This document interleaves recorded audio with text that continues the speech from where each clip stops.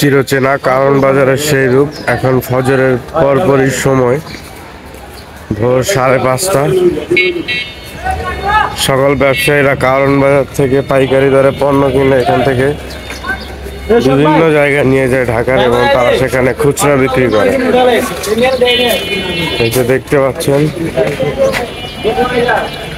ফুটপাত জুড়েই তাদের কেনা পাইকারি মালগুলো এখানে রাখা আছে। শাকসবজি থেকে শুরু করে ফলমূল সবকিছু।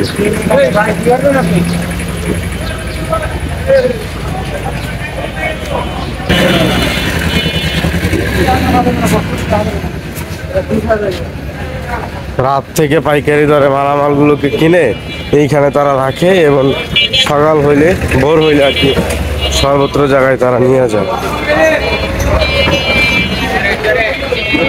একদম কারণ বাজার পুরো যত ধরনের ফুটপাত আছে সব এই কাঁচা বাজার দিয়ে তারা দখল করে রাখছে।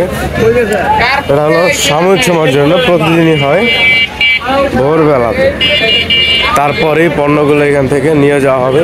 এই যে ছোট ছোট পিক আপ দেখছেন, এগুলোতে করে।